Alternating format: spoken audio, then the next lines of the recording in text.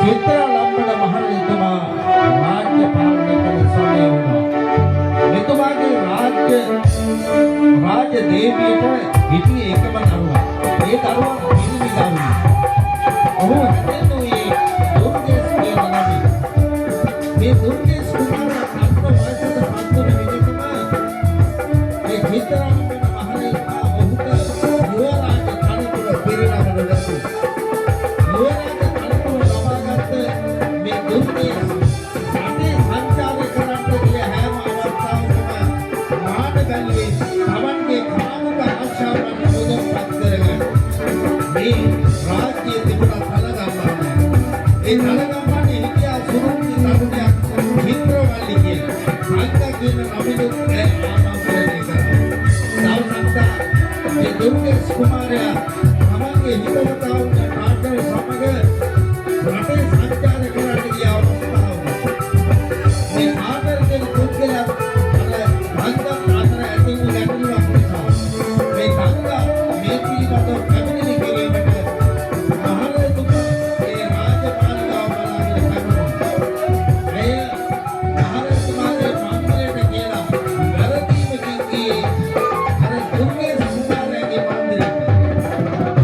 ඒකේ උන් සතුවන වසඟ දුර්ගේස් ඒකේ ආදරය කියලා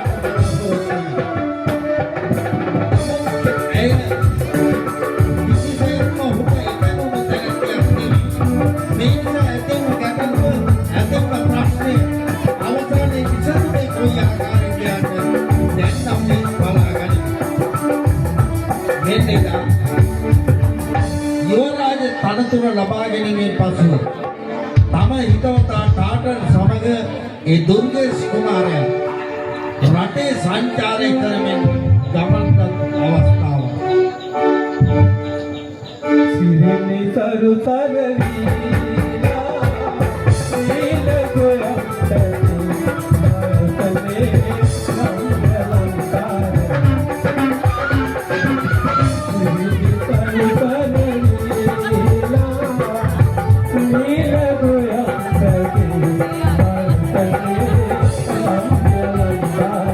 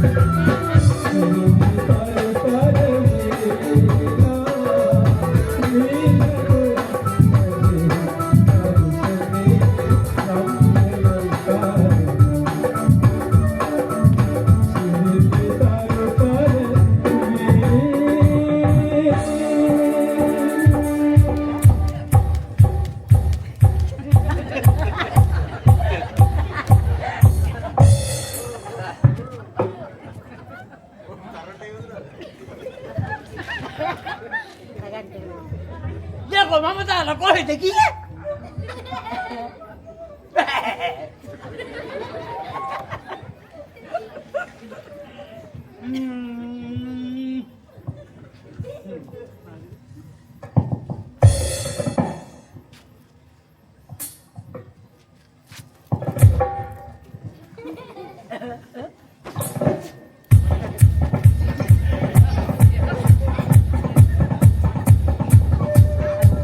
එදා ඒ ආකාරයෙන් ඔවුන් රටේ සංචාරය සඳහා පිටත් ගියා.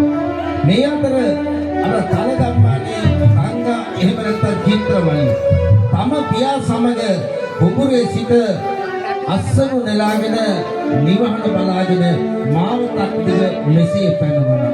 මෙන්න ඕ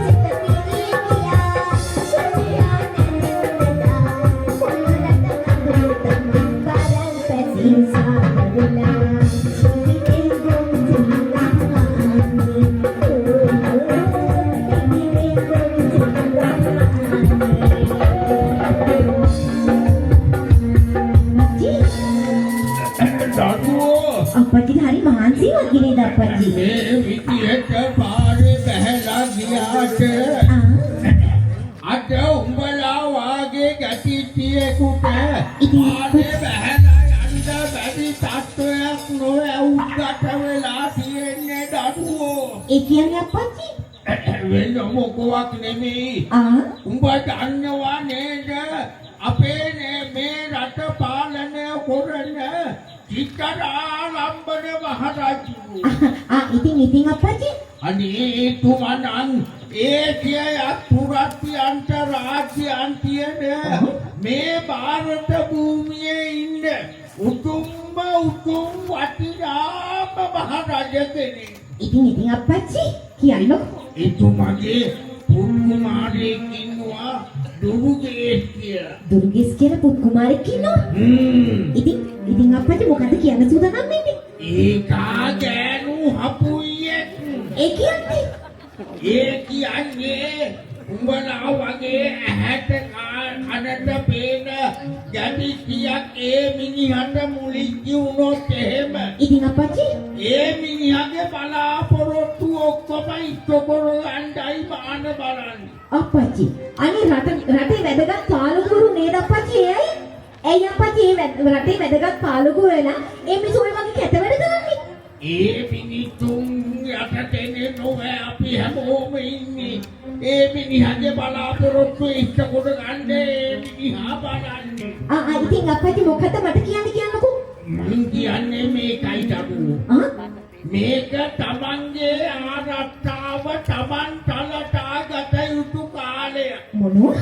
ඔව් ඒ හින්දා මීට පස්සේ උඹ විතරක් තනි පංගලමේ පාරේ වැහලා යන්නේ නෑ ඕ. අප්පච්චි මේ අහන්නකෝ. අප්පච්චි කිසි දෙයකට බය වෙන්න ඕනේ නැහැ. අප්පච්චි රටේ කොයි කාන්තාවන්ට මොන දේවල් කරන්න කියන්න ගියත් මට මොන හරි කරන්න කියන්න ආවද ඉන්න මං හොඳට හොඳ පාරම කුගන්නන්නේ අප්පච්චි. එන්නේ යකෝ ඔළුව කළු ගලක ගහගත්තාම මොකක්ද ඇදිට වෙන්නේ? අප්පච්චි ඔළුව කළු ගලක ගහගත්තාම ඔළුව කුඩු වෙනවනේ අප්පච්චි. ආන්නේ වාගේ තමයි රජ පැලැන්තියේ උදවියත් එක්ක හැප්පෙන්න ගියොත් අපට සිද්ධ වෙන්නේ. ඉතින් අප්පච්චි හරිය කතාවක් නේ අප්පච්චි කියන්නේ. අපි ජීවත් වෙන්නේ අපේ පාඩුවේ. අපේ මිනිසුන්ට කතා කරන්න යන්නේ නැහැ අප්පච්චි. ඒක හැබෑම කේවුනට ඒ මිනිස්සුන්ගේ බලන්නේ මේ රටේ හැමතැනම පැතිරිලා තියෙන්නේ. හා ඔහොම ඉන්නකෝ. හොඳයි මම බලා ගන්නකෝ. අප්පච්චි බය වෙන්න ඕනේ.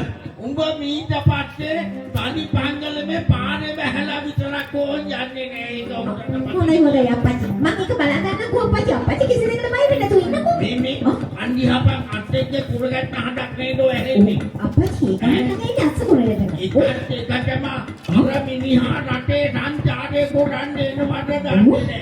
ඕකටත් අපි අයින් එකට වෙලයි මුහෙන්දිලා. ඔහොමයි අප්පච්චි. මෙන්න හටවනේ.